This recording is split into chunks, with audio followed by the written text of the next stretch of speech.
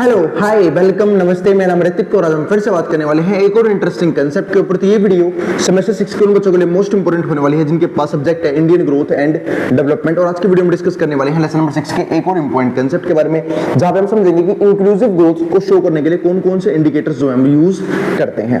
ठीक है, तो आज की वीडियो को हमारा बस मात्र एक टॉपिक और रहेगा और एक वीडियो बनाऊंगा मैं इस चैप्टर के ऊपर, उसके बाद लेसन नंबर 6 जो है वो क्या हो जाएगा, फिनिश हो जाएगा। ठीक है, तो चलो अब शुरू करते हैं आज की वीडियो। और इस कंप्लीट सीरीज के नोट्स भी ऑलरेडी प्रिपेयर हो चुके हैं with important question answer PDF. जिन बच्चों को नोट्स परचेज करनी है वो इस नंबर पे जाए 9667836336 यहाँ पे व्हाट्सएप करके नोट्स भी ले सकते हैं। और हम चालू करते हैं आज का कंसेप्ट। तो कंसेप्ट है कि हमारे पास इंडिकेटर यानी कि मेजर्स ऑफ इंक्लूसिव ग्रोथ, यानी कि हम जो है वो जिसको हम आईजी बोलते हैं इंक्लूसिव ग्रोथ, उसको मेजर किस किस तरीके से कर सकते हैं और कौन कौन से इंडिकेटर हम यहाँ पे यूज करते हैं। तो जो पहला पॉइंट आता है हमारे पास यहाँ पे, और इसके अलावा एक टॉपिक और रहेगा policy approaches and government initiative to inclusive growth, यानी कि ऐसे कौन कौन सी पॉलिसीज हैं जो इंक्लूसिव ग्रोथ में हेल्प करती हैं, या फिर कौन कौन से गवर्नमेंट के इनिशिएटिव्स हैं जो कहीं ना कहीं इंक्लूसिव ग्रोथ में हेल्प करते हैं। ये हमारे दो टॉपिक रहेंगे आज की वीडियो के। पहली चीज समझते हैं, पहला जो पॉइंट है वो क्या है, इंक्लूसिव डेवलपमेंट इंडेक्स, जिसको हम क्या बोलते हैं, आईडीआई। ठीक है, यानी कि जहां पे हम बात करते हैं कि भाई ग्रोथ इंडेक्स एक तरह का ये कि कैसे जो है ग्रोथ होता है, उसमें हम कहां पे ऑल ओवर वर्ल्ड में कहां पे रैंक करते हैं। ठीक है, वो सब चीजें जो है वो इस इंडेक्स के जरिए दिखाई जाती हैं। तो क्या पॉइंट है यहाँ पे, तो आईडीआई यानी कि हमारे पास जो इंक्लूसिव डेवलपमेंट इंडेक्स है मेजर्स इनइक्वालिटी यूजिंग 3 की पैरामीटर। तो ये एक ही चीज मेजर करता है, वो हमारा क्या है, इनइक्वालिटी। कि इनइक्वालिटी जो है वो किस लेवल पे है, क्योंकि हम सब जानते हैं कि कहीं ना कहीं गरीबी का बहुत बड़ा कारण क्या है, इनइक्वालिटी ही है।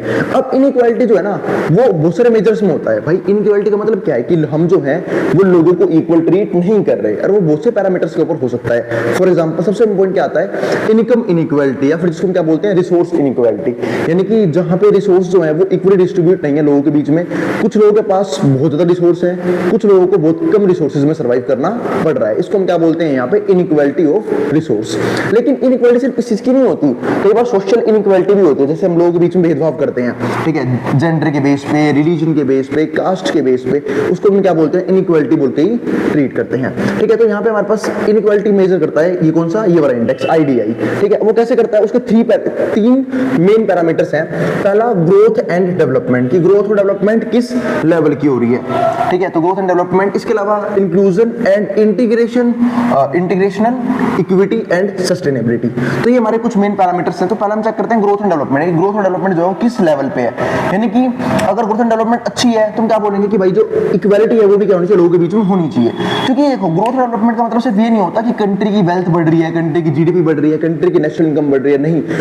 यहाँ पे हम सोशल इनइक्वालिटी की बात भी करते हैं, जैसे मैं कर भी चुका हूँ प्रीवियस वीडियो में कि भाई लोगों को इक्वल ट्रीट किया जाना चाहिए। और जो वेल्थ बढ़ भी रही है, जीडीपी बढ़ भी रही है, नेशनल इनकम बढ़ भी रहा है, तो वो जो है ना वो कहीं ना कहीं वो इक्वली डिस्ट्रीब्यूट होना चाहिए लोगों के बीच में, ताकि उसका वेलफेयर जो है सब लोगों तक पहुंच पाए। लेकिन सपोज करो अगर ऐसा नहीं होता तो जीडीपी तो अमीर लोगों की वजह से ही बढ़ सकती है, तो उसका बेनिफिट सिर्फ किसको मिलेगा, अमीर लोगों को, या फिर कुछ मिडिल क्लास को, या फिर अपर मिडिल क्लास को।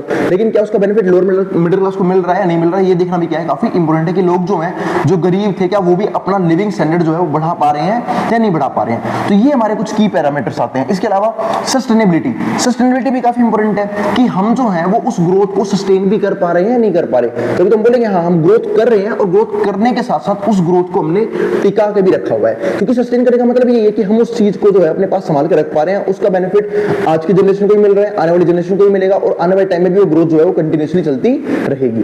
तो ये पॉइंट आता है हमारे पास, तो ये चीज चेक होती है। अब यहाँ पे कुछ चीजें और हैं, जैसे अब हम समझते हैं कि इंडिया जो है वो आईडीआई रैंकिंग्स में कहां पे आता है। तो in IDI rankings India was placed 62, यानी कि 62 नंबर पे आता है आउट ऑफ 74 इमर्जिंग इकोनॉमीज, यानी कि 74 इमर्जिंग इकोनॉमी में से फिर भी इंडिया बहुत पीछे है भाई, 62वीं रैंक पे है, making it one of the least inclusive countries, जिसको क्या बोलते हैं, लीस्ट इंक्लूसिव कंट्री है इन द ग्रुप ऑफ 20 या फिर G20 नेशंस। जैसे आपको पता भी होगा फिलहाल G20 जो है वो बीच में भी इंडिया ने होस्ट किया था। ठीक है, तो उसके अंदर भी जो हम देखते हैं यहाँ पे क्या है कि लीस्ट इंक्लूसिव कंट्री है हमारी इंडिया, यानी कि डेवलपमेंट जो है वो हो रही है, अच्छी बात है, हमारी इकोनॉमीज डेवलप कर रही है, लेकिन उस लेवल पे नहीं कर रही है जिस लेवल पे उसे करना चाहिए था। क्योंकि डेवलपमेंट एक सिंपल सी बात है, देखो नेशनल इनकम तो बढ़ेगा ही, जीडीपी तो बढ़ेगा ही, क्यों नहीं बढ़ाना चाहिए, क्योंकि भाई लोग इतने हैं भाई, इतने लोग काम करके तो जीडीपी तो राइज करना चाहिए और बड़े लेवल पे राइज करना चाहिए। अब वहीं देखो अगर मैं कंपेयर करूं इंडिया और चाइना का जीडीपी, भाई इंडिया में जितना जीडीपी है ना, चाइना वाले उतने रिसोर्स और डेवलपमेंट में खर्च कर देते हैं, इनोवेशन में खर्च कर देते हैं उतना पैसा तो वो, ठीक है। तो वहाँ पे डेवलपमेंट का लेवल ही अलग है। अभी तो पता नहीं कितने साल लग जाएंगे इंडिया को, कितने साल क्या भाई, कई साल लग जाएंगे चाइना की बराबरी करने में, वहाँ की इकोनॉमी की बराबरी करने में, क्योंकि पॉपुलेशन रेट वहाँ पे भी सेम है। उल्टा हमारी पॉपुलेशन क्या है उनसे ज्यादा है, तो हमारी इकोनॉमी जो है ज्यादा तेजी से ग्रो होनी चाहिए। तो ये चीज है यहाँ पे। तो इंडिया की रैंक इसलिए यहाँ पे आती है 62वीं रैंक पे। अब दूसरा जो पॉइंट है उसको हम बोलते हैं एसपीआई, जो दूसरा हमारा मेजर है उसको एसपीआई बोलते हैं। एसपीआई क्या है? Social progress index. अब सोशल प्रोग्रेस इंडेक्स क्या है कि भाई लोग जो है वो सोशली कितना ग्रो कर पा रहे हैं। तो it is a aggregate measure of social, तो ये किसका है? ये मेजर है aggregate measure of social and environmental indicators, जहां पे हम सोशल और एनवायरमेंटल चीजों को देखते हैं, ठीक है, कि हम जो है क्या उस लेवल पे ग्रो कर पा रहे हैं, नहीं कर पा रहे, क्या हमारा एनवायरमेंट हार्म तो नहीं हो रहा ग्रोथ की वजह से, क्या हम सोशली जो है वो लोगों को इक्वली ट्रीट कर रहे हैं या नहीं कर रहे, क्या हम यहाँ पे कास्टिज्म कर रहे हैं, क्या हम रिलीजन के नाम पे लड़ रहे हैं, क्या हम जेंडर इनइक्वालिटी करते हैं। तो ये सब चीजें जो है काफी इंपॉर्टेंट यहाँ पे आती हैं। तो इसलिए इसको क्या बोलते हैं? Social progress index.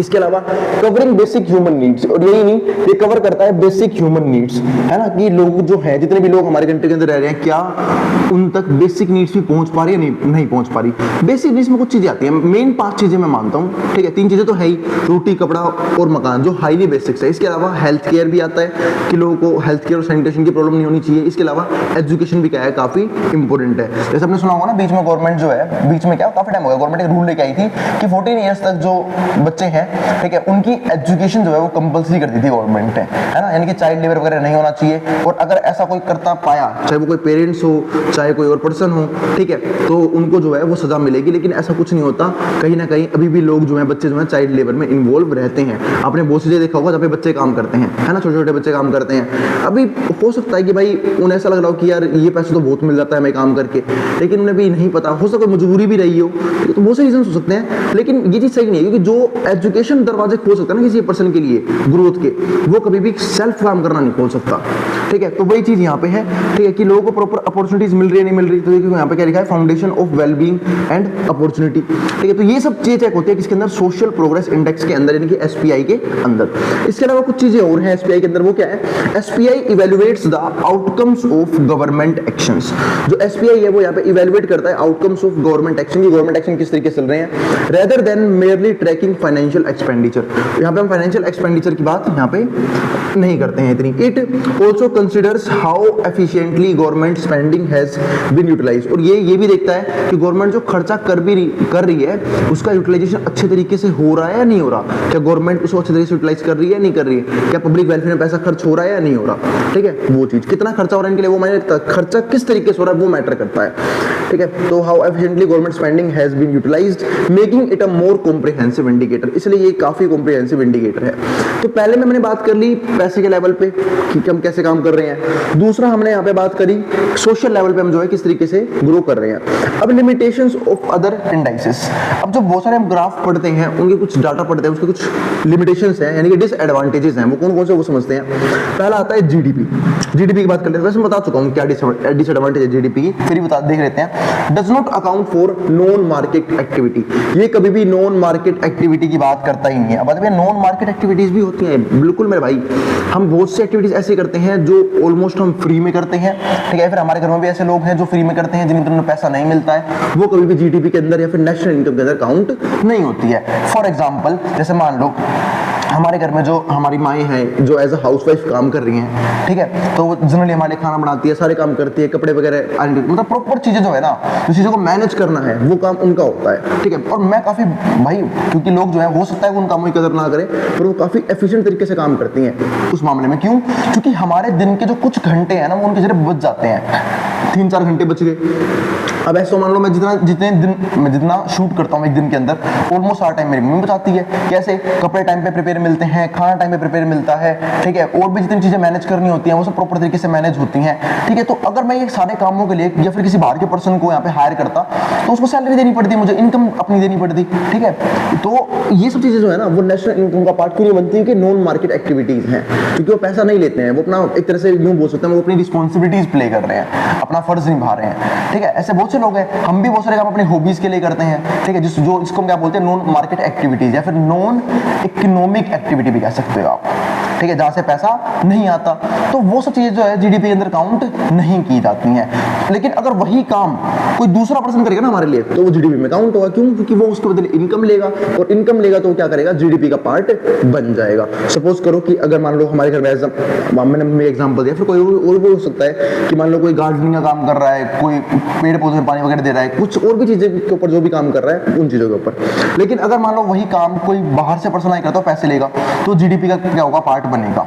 ठीक है, क्योंकि वो उसके लिए क्या कर रहा है, इनकम चार्ज कर रहा है, और इनकम चार्ज कर रहा है तो नेशनल इनकम का पार्ट जरूर बनेगा। हाँ, घर वाले उसके लिए कोई इनकम चार्ज नहीं कर रहे, तो सिंपल सी बात है, नेशनल इनकम का पार्ट फिर जीडीपी का पार्ट नहीं बनेगा। तो वो चीज आती है यहाँ पे। ठीक है, तो ये आ गया हमारे पास। अब 1 मिनट वेट करना, देखता हूँ यहाँ पे। चलो आगे देखते हैं। हाँ, तो मैं क्या बात करता हूँ, नो मार्केट एक्टिविटीज को काउंट नहीं करता।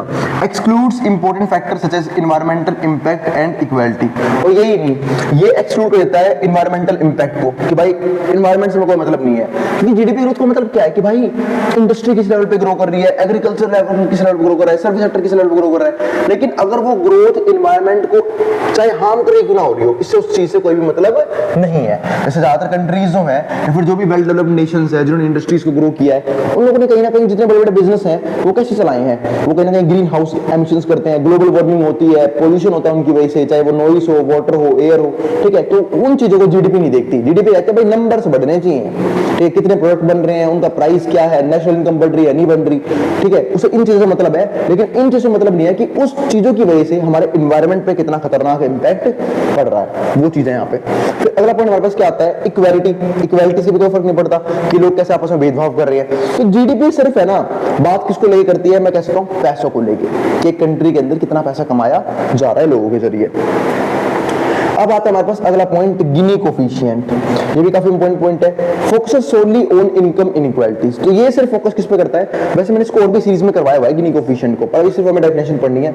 ये सिर्फ फोकस करता है किस चीज के ऊपर, इनकम इनइक्वालिटीज, कि भाई इनकम का जो लेवल है वो कितना अनइक्वल है, कितना किस लेवल पे इनइक्वालिटीज है। देखो इनइक्वालिटी हर कंट्री में होती है, ऐसी कोई सी कंट्री नहीं है जहाँ पे इनइक्वालिटी नहीं है, जहाँ पे सबकी इनकम सेम हो, ऐसा कोई नहीं है। ठीक है, पर इनइक्वालिटी का लेवल जो है ना वो डिफर करता है, कहीं पे इनइक्वालिटी ज्यादा मिलती है, कहीं पे इनइक्वालिटी कम मिलती है। अब इंडिया की इनइक्वालिटी हालत देख लो, इंडिया की इनइक्वालिटी इस लेवल पे है कि 90% रिसोर्सेज वो सिर्फ 10% लोग कैप्चर करके बैठे हैं, और बाकी 10% रिसोर्सेज पे 90% लोग सर्वाइव कर रहे हैं। तो ये वाला हाल है इंडिया का।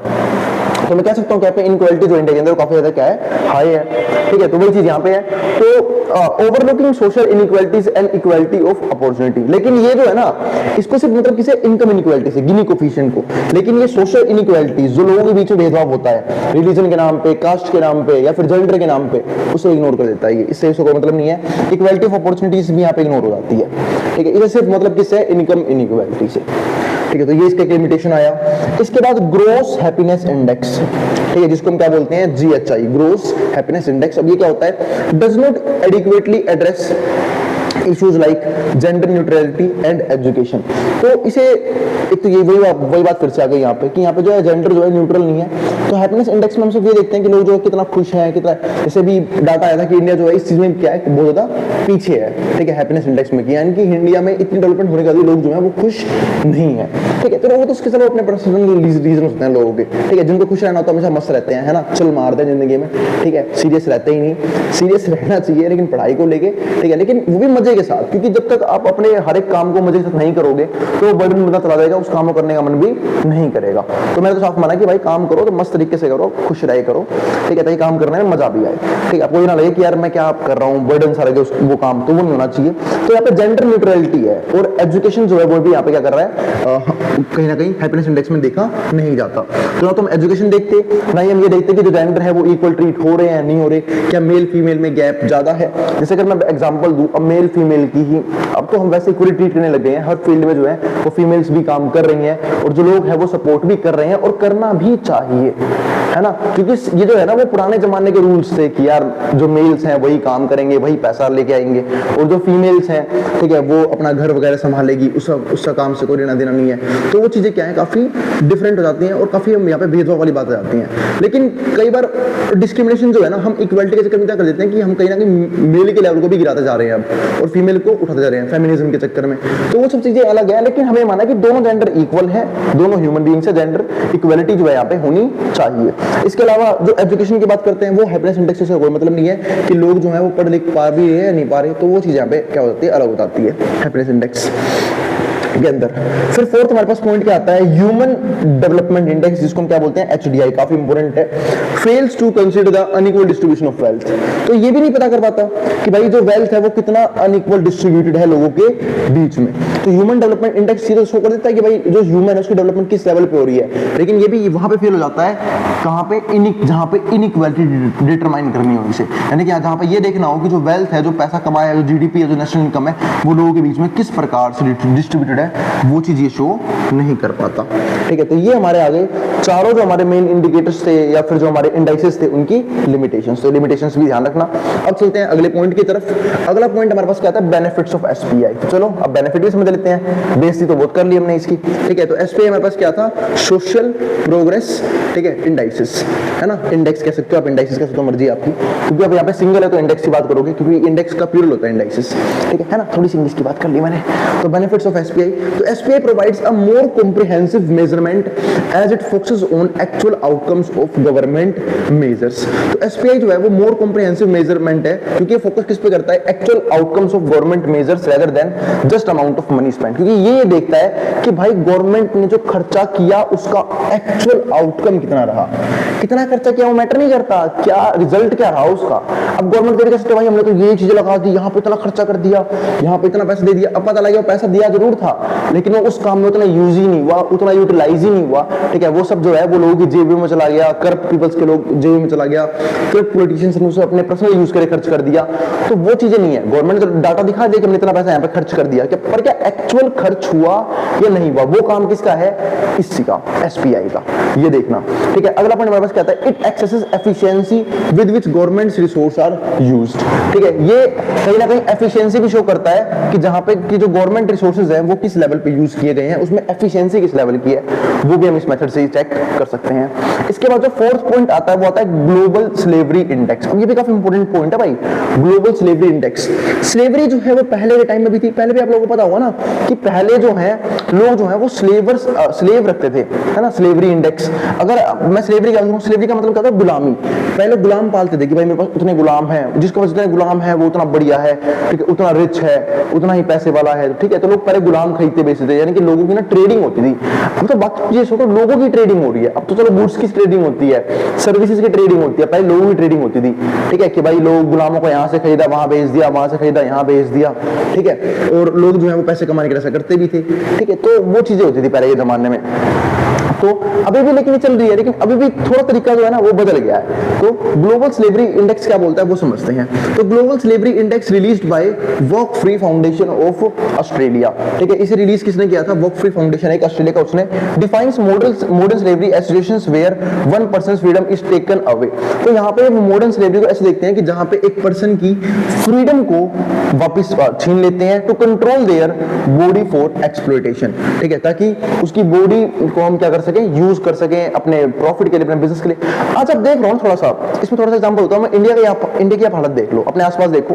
ठीक है, लोग जो हैं वो अपने कामों में ऑलमोस्ट 12-14 घंटे जो है वो इन्वॉल्व रहते हैं। क्या लोगों का वर्क लाइफ बैलेंस है प्राइवेट सेक्टर के अंदर? बिल्कुल नहीं है। ठीक है, तो लोग जो हैं वो कहीं ना कहीं 12 घंटे काम कर रहे हैं, 15 घंटे काम कर रहे हैं, 16 घंटे काम कर रहे हैं, और लोग यानी कि लोग एग्जॉस्ट हो रहे हैं। मैंने ऐसे आर्टिकल्स भी पढ़े जहां पे वेल प्रोफेशनल लोग जिन्होंने अच्छी खासी स्किल गेन कर रखी है, वो सिर्फ वर्क प्रेशर की वजह से उनकी डेथ हो जाती है। अब लोग जो है कोई कहते हैं भाई 16 घंटे काम करना चाहिए, 18 घंटे काम करना चाहिए, 20 घंटे काम करना चाहिए, पर क्या प्रैक्टिकली वो चीज सही है? क्या प्रैक्टिकली वो चीज हो रही है? क्या प्रैक्टिकली वो चीज पॉसिबल है? ऐसा नहीं है। ठीक है, कोई भी पर्सन जो है चाहे वो कितना ही अच्छा क्यों ना हो काम में, चाहे उसे काम कितना ही पसंद क्यों ना हो, वो मेरे हिसाब से ना एवरेजली अगर वो करता है, वो भी अपनी यंग एज में, तो भी मेरे हिसाब से 12 से लेकर 16 घंटे तक उस काम को कर सकता है। ठीक है, चाहे वो काम उसे कितना ही पसंद क्यों ना हो, और जो बाकी चीजें हैं, ठीक है। अब कहीं ना कहीं अब इंडिया में देखो 12 घंटे की जॉब होती है लोगों की, फिर ट्रैवलिंग टाइम होता है उन लोगों का, 1-2 घंटे ट्रैवलिंग में लग जाते हैं, तो उनके दिन का जो मैक्सिमम टाइम है, मैक्सिमम टाइम वो सिर्फ काम करने में निकल गया, ठीक है। इसको हम स्लेवरी तो बोलेंगे, क्योंकि फ्रीडम है नहीं लाइफ को, ना वो कहीं घूम नहीं जा सकते, ठीक है। मंडे टू संडे काम होता है, कई लोग संडे को भी ओवर टाइम करते हैं ताकि फालतू पैसा आ सके, ठीक है, क्योंकि रिस्पॉन्सिबिलिटीज ज्यादा है, तो लोग जो है फंसे हुए हैं अपने कामों में। लेकिन वही सोचो, क्या उसी काम को 2 जन नहीं कर सकते? इंडिया जैसी कंट्री में अनएम्प्लॉयमेंट इतने बड़े लेवल पे है, ठीक है। तो अगर किसी पर्सन से 12 घंटे काम करवाया जा रहा है, 14 घंटे काम करवाया जाए, भाई 6-6 घंटे डिवाइड करके 2 पर्सन में बांट दो, ठीक है। इससे क्या होगा, एक नई जॉब क्रिएट होगी, ठीक है, नए पर्सन को जॉब मिलेगी, ठीक है, और जो अनएम्प्लॉयमेंट है उसका लेवल भी कम हो जाएगा। और एक क्या होगा, एक फैमिली से 2 पर्सन इन्वॉल्व होंगे काम करने में, कम से कम वर्क लाइफ बैलेंस तो बनेगा लोगों का। अब लोग कर क्या रहे हैं, एक पर्सन तो पूरी तरह मजदूरी करने में लगा हुआ है, दूसरा पर्सन बैठे घर बैठ के रील स्क्रॉल कर रहा है, कभी कुछ और काम कर रहा है, ठीक है, तो वहां से पैसा नहीं आ रहा, तो भाई इससे क्या होगा, थोड़ा फ्रीडम उसको ही मिलेगी, थोड़ा काम में ये भी आएगा, ये भी इन्वॉल्व होगा, दूसरे पर्सन भी इन्वॉल्व होंगे, तो इस तरीके से अनएम्प्लॉयमेंट रेट जो है वो भी कहीं ना कहीं क्या हो जाएगी हमारी कंट्री का, वो भी गिरता चला जाएगा, लोगों को एम्प्लॉयमेंट मिलेगी, और जो वर्क लाइफ बैलेंस है वो भी क्या हो जाएगा, बेटर हो जाएगा। तो कहीं ना कहीं उसी की बात की थी इस फाउंडेशन ने, जहां पर उसने ये समझाया कि भाई लोग जो है वो अभी भी कहीं ना कहीं गुलामी में इन्वॉल्व हैं, ठीक है, क्योंकि वो अपनी लाइफ अपने तरीके से नहीं जी पा रहे, वो अपनी लाइफ उन लोगों के तरीके से जी पा रहे हैं जो लोग उनसे काम नहीं करवाना चाहते हैं, उन्हें अपने लिए यूज करना चाहते हैं। तो ये कंपनी के जो ये फाउंडर्स है इतने बड़े बड़े, या फिर जो ये कंपनियों के मालिक हैं, ये सब करते क्या है, वो कहीं ना कहीं अपने प्रॉफिट के लोगों को यूज करते हैं। और बातें भैया वो क्यों लेते हैं दूसरे पर्सन से जॉब पे, उन्हें पता है सैलरी ज्यादा देनी पड़ेगी, इससे बढ़िया एक ही पर्सन से काम करवा लो, उसको थोड़ी सैलरी बढ़ा के दे देना, ठीक है। तो इस तरीके से उनका माइंड से चलता है, कि कैसे ना कैसे अपनी कॉस्ट कम करनी है, चाहे वो कॉस्ट जो एक मेथड में बोलते हैं by hook and by crook, चाहे वो कॉस्ट अच्छी तरीके से कम करना हो चाहे बुरे तरीके से कम करना हो, उनको फर्क नहीं पड़ता लोगों की लाइफ पे क्या इंपैक्ट पड़ रहा है उस चीज का। यूं थोड़ी ना लोग इतनी पागलों की तरह कॉम्पिटिटिव के पीछे भाग रहे हैं, गवर्नमेंट जॉब के पीछे भाग रहे हैं, क्योंकि वहां पे कहीं ना कहीं फिर भी वर्क लाइफ बैलेंस बनता है, मंडे टू फ्राइडे जॉब, फिर 2 दिन छुट्टी, आराम से टाइम स्पेंड कर सकते हैं, सैलरी भी अच्छी है, इनकम भी अच्छी है। प्राइवेट में इसका उल्टा है, हो सकता है कि जगह सैलरी अच्छी भी हो पर वर्क लाइफ बैलेंस क्या है, 0। जिंदगी में सिर्फ काम करना ही थोड़ा मोटिव है सिर्फ कि हाँ भाई पूरी जिंदगी आई है तो काम करके ही निकाल देंगे इसे, लाइफ में और भी एस्पेक्ट्स से फोकस कर सकते हैं, पर उस पर फोकस करने के लिए टाइम ही नहीं होता लोगों के पास, सिर्फ काम की वजह से। तो वही चीज यहाँ पे है। तो defines modern slavery as situations where one person freedom is taken away, जहां पे एक पर्सन की फ्रीडम छीन ली जाती है to control their body for exploitation. आगे क्या है, contributing factors to modern slavery include the absence of rights. अब जो है उसके ऐसे कौन से फैक्टर है जो कहीं ना कहीं स्लेवरी को बढ़ाते हैं। पहला पॉइंट क्या आया, वो जैसे अब्सेंस ऑफ राइट्स, राइट नहीं है लोगों के पास। लैक ऑफ फिजिकल सेफ्टी नहीं है लोगों के पास, जिसकी वजह से कहीं ना कहीं दिक्कत हो रही है। कई लोगों का जो वर्क एनवायरनमेंट है वही बहुत घटिया है, तो अपना काम करना पड़ रहा है। तीसरा, limited access to essential services नहीं है उसके चक्कर में, such as health care, education, food, migration patterns. तो ये सब जो है वो फैक्टर है कहीं ना कहीं जो स्लेवरी का कारण बनते हैं किसी भी कंट्री के अंदर। एसेंशियल सर्विस ना होना, जैसे हेल्थ केयर ना होना, एजुकेशन ना होना, लोगों के पास फूड ना होना, ठीक है, क्योंकि अगर ये सब चीजें होती तो कहीं ना कहीं वर्क लाइफ बैलेंस को मेंटेन कर सकता, उसे गुलामी करने की जरूरत नहीं पड़ती। एंड माइग्रेशन पैटर्न्स भी कई कंट्री खराब होते हैं, जैसे कि माइग्रेशन पैटर्न का मतलब क्या है कि हो सकता है कि भाई लोग जो हैं वो जॉब की तलाश में बाहर निकलते हैं काम करने के लिए, कि भाई कहीं कहीं जाऊंगा, ठीक है, और वहाँ पे बढ़िया जॉब मिलेगी, बढ़िया काम मिलेगा, बढ़िया पैसा आएगा, ठीक है। तो लोग कई बार जो है ना, या तो कंट्री में माइग्रेशन पैटर्न जो है बहुत घट गया है, क्योंकि वो लोग जा ही नहीं पा रहे किसी दूसरी जगह जहाँ पे उन्हें काम अच्छे तरीके से मिल पाएगा, कम काम में ज़्यादा सैलरी मिल पाएगी। तो माइग्रेशन पैटर्न जो है ना वो भी क्या है, यहाँ पे फर्क डालती है इस चीज़ के अंदर। अब आता है यहाँ पे 5th पॉइंट कि भाई गवर्नमेंट ने क्या किया, government actions to reduce modern slavery. तो गवर्नमेंट जो है वो कैसे मॉडर्न स्लेवरी को रिड्यूस करने की कोशिश कर रही है। तो India has made significant strides in addressing modern slavery by criminalising trafficking, ठीक है, कि भाई क्रिमिनलाइजिंग ट्रैफिकिंग को खत्म करना, एक तरह से स्लेवरी खत्म करना, फोर्स लेबर नहीं होनी चाहिए, भाई जो पर्सन काम करना चाहता है उसे काम करवाओ, जो नहीं करना चाहता उसे काम मत करवाओ, फोर्स लेबर नहीं होना चाहिए। चाइल्ड प्रोस्टिट्यूशन ये भी चीज़ नहीं होनी चाहिए, जैसे आजकल क्या है, और चाइल्ड मैरिज ये भी नहीं होना चाहिए। जैसे आजकल पता है क्या हो रहा है वो समझो। अब ये चाइल्ड प्रोस्टिट्यूशन क्या है कि लोग जो है कहीं ना कहीं जिसे बोलते हैं ह्यूमन ट्रैफिक, इससे जो कितने हीनियस क्राइम हो रहे हैं हमारी सेम कंट्री में। इसमें एग्जांपल देता हूँ एक एक करके। पहला पॉइंट क्या आया भाई, लोग जो है पूरा माफिया गैंग चला रहे हैं, सिर्फ बच्चों को काम पे लगा के वहां से पैसा कमा रहे हैं। कुछ लोग हैं यहाँ पे बड़े बड़े लोग इन्वॉल्व रहते हैं, ठीक है, जिनका काम क्या होता है कि भाई वो जो है बच्चों को हायर करते हैं, बच्चों को माँ बाप से ले लेते हैं, बदले में कुछ पैसे दे दिया, या फिर ये भी नहीं करना होता तो भाई कहीं से बच्चे किडनैप कर लिए, ह्यूमन ट्रैफिकिंग कर ली, उन बच्चों को क्या किया, कहीं ना कहीं हार्म कर दिया कुछ टाइम के लिए, उनको खाना पीना नहीं दिया ताकि वो बेचारे कमजोर हो जाए, ठीक है, कईयों के हाथ वाथ काट दिए, ठीक है, कुछ भी मतलब ऐसे बड़े बड़े काम कर रहे हैं। और उन्होंने क्या कर रहे हैं, रेड लाइट वगैरह बिठा दिया, ऐसे एरिया से बिठा दिया जहाँ पे भीख मांगना जो है काफी क्या होता है, ईजी होता है, भीख भी ज्यादा कलेक्ट होती है, ठीक है, और वहां पे उन्हें काम पे लगा दिया ताकि वो लोग काम करेंगे, वो लोग पैसा कमाएंगे, 2 वक्त की रोटी मिलेगी उसके बदले उन्हें, और उन्हें जो जिन माफिया उन्होंने काम किया उन्हें पैसा मिल जाएगा, ठीक है। इसलिए मैं एक बात यहाँ पे एक पॉइंट और रखना चाहूंगा कि भाई जिंदगी में कभी किसी पे तरस आए ना, उसे पैसा मत देना, लेकिन बिल्कुल भी, ठीक है, खासकर जो ये बेगर्स होते हैं उनको पैसा मत देना, खाना भले ही खिला दो, चाहे मैं खुद भी हूं ना भाई, मैं खुद भी खाना खिला सकता हूं, ठीक है, क्योंकि वो कैश जो है वो आपको पता भी नहीं है वो उसकी यूज में जाएगा या नहीं जाएगा, वो पैसा वो यूज कर पाएगा या नहीं कर पाएगा, हो सकता है किसी माफिया के पास जाए और ऐसे माफिया जो है और बनते रहें। इससे बढ़िया कैश को बिल्कुल मना कर देना चाहिए। सीधा अगर आपको मन कर रहा है भाई उसे भूख लगी उसे खाना खिला दो, ठीक है, वो फिर भी क्या होगा कि भाई उसके यूज में आ गया, तो वो चीज काफी अलग हो जाती है। क्योंकि देखो सब जो है, मैं नहीं बोलता कि सारे भिखारी जो है माफिया वगैरह के अंदर ही काम करते हैं या फिर माफिया नहीं रखे होते हैं, कुछ हो सकता है किसी मजबूरी की वजह से भी कर रहे हो, ठीक है, पर फिर भी पैसे देना प्रेफर नहीं करता, तो वो चीज है। तो क्रिमिनलाइजिंग, अभी ट्रैफिकिंग भी होता है, ह्यूमन ट्रैफिकिंग, अभी चाइल्ड प्रोस्टिट्यूशन है कि भाई बच्चों को ना यहाँ पे बचपन में किडनैप कर लिया, खासकर लड़कियों वगैरह को, ठीक है, फिर बाद में आप जानते ही हो, ठीक है, उसे प्रोस्टिट्यूट वगैरह बना दिया, ठीक है, तो ये सब चीजें भी क्या है काफी गलत है, हीनियस क्राइम्स है। एंड चाइल्ड मैरिज, ये भी एक पॉइंट आता है यहाँ पे, तो क्योंकि जनरली चाइल्ड मैरिज किस लिए करता है कि जैसे जनरली जो है घर वाले जो है वो पता नहीं क्यों ऐसी मेंटलिटी हमारे समाज की कि लड़कियों को बोझ समझते हैं, है ना, कि लड़कियों की जल्दी जल्दी शादी करवा दो, ठीक है, इसे घर से विदा कर दो, घर से भेज दो, ठीक है, ताकि हम जो है थोड़ा सा, और लड़कों को पता नहीं क्या एसेट समझते हैं, और ये भी नहीं पता लड़का कैसा निकलेगा नहीं निकलेगा, कमा के ला पाएगा नहीं ला पाएगा, निकम्मा होगा कैसा होगा, कुछ नहीं पता लड़कों का, ठीक है, लेकिन फिर भी लोग जो है वो लड़कों को ऐसे ट्रीट करते हैं और लड़कियों को लाइबिलिटी ट्रीट करते हैं कि जल्दी जल्दी ने शादी करके महीने से अपने घर से दफा कर रहा है, दूसरे घर भेजना है, ठीक है, अब वो चाहे वहां कैसे भी रहे। तो ये चीजें काफी गलत लगती हैं। तो गवर्नमेंट जो है ना, गवर्नमेंट जो है इन चीजों के खिलाफ एक्शन लिया है। अब इसे अभी देखो फिलहाल का एक एक्शन बताता हूँ कि जो पहले मैरिज थी, ठीक है, वो उसके लिए होता था कि फीमेल्स को 18 ईयर्स में, लड़कों को 21 ईयर्स में। अब उसकी टाइमिंग भी इंक्रीज कर दी है कि जो लड़कियां हैं वो 21 ईयर्स के बाद शादी करेंगी और जो लड़के 23 में करेंगे। हाँ ठीक है, वो अलग बात है कि इन रूल्स को मानते ही नहीं लोग, तो हम सब भी जानते हैं। अब अगला जो पॉइंट हमारे पास आता है वो आता है policy approaches government initiative to inclusive growth. यानी कि मैं यहाँ पे एक पॉइंट और रखना चाहूंगा कि गवर्नमेंट जो है वो पॉलिसीज बना जरूर देती है, लेकिन उसकी इंप्लीमेंटेशन और उसका एग्जीक्यूशन बहुत कम लेवल पे हो पाता है। अगला जो पॉइंट आता है वो आता है हमारा पॉलिसी अप्रोचेस। कौन कौन सी पॉलिसीज हैं जो गवर्नमेंट यूज करती है, फिर गवर्नमेंट के कौन से इनिशिएटिव हैं टू इंक्लूसिव ग्रोथ करने में। पहला हमारे क्या आता है, ग्रोथ ओरिएंटेड पॉलिसी। अब ग्रोथ ओरिएंटेड पॉलिसी है क्या, वो समझते हैं। इसका मतलब क्या है कि देखो नाम ही क्या है, ग्रोथ ओरिएंटेड पॉलिसी, यानी कि जहां पे हम ग्रोथ पे ध्यान देंगे। ग्रोथ का मतलब है ऑल ओवर ग्रोथ, ठीक है, कि भाई कंट्री जो है वो हर तरीके से ग्रो करे। अब ग्रो करने का मतलब क्या है कि गरीबी कम से कम हो, ठीक है, सोशल डेवलपमेंट हो, एनवायरनमेंट को डिग्रेड ना करें, इनइक्वालिटी ना हो, ठीक है, और जो भी हमारी रिसोर्सेज हैं उसका जो डिस्ट्रीब्यूशन है वो प्रॉपर तरीके से होता रहे। तो इसको यहाँ पे क्या बोलते हैं कि जो ग्रोथ है वो प्रॉपर तरीके से हो रही है। तो ग्रोथ ओरिएंटेड पॉलिसी बनानी चाहिए गवर्नमेंट को, और सिर्फ ग्रोथ ओरिएंटेड पॉलिसी बनानी चाहिए, ये भी देखना चाहिए कि उसका एग्जीक्यूशन प्रॉपर तरीके से हो रहा है नहीं हो रहा, क्या हमने जो ग्रोथ रेट सेट किया था क्या वो रिजल्ट में आ भी रहा है या फिर नहीं आ रहा। तो वो चीज जाती है इसके अंदर।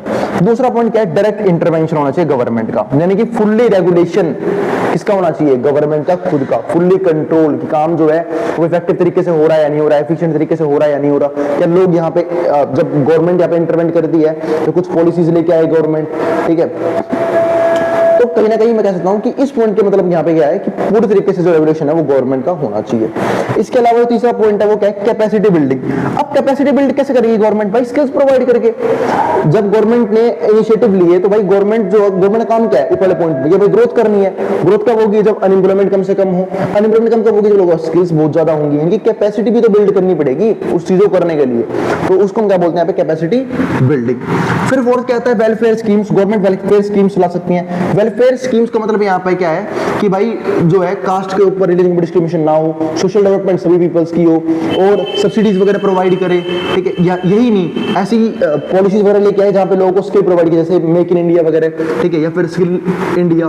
तो इन ऐसी पॉलिसीज लेके आए जिसके जरिए लोगों को स्किल्स वगैरह प्रोवाइड हो। तो इनकी प्रॉपर ओवरऑल ग्रोथ करना पड़ेगा।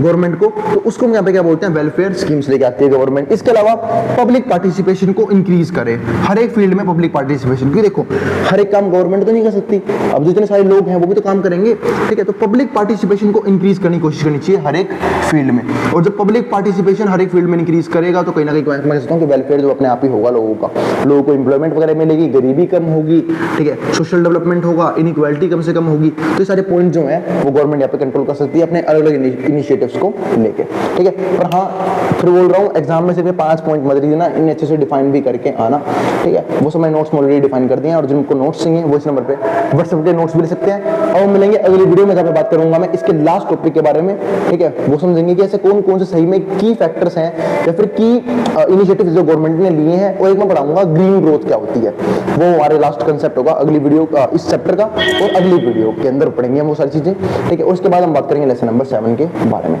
ठीक है।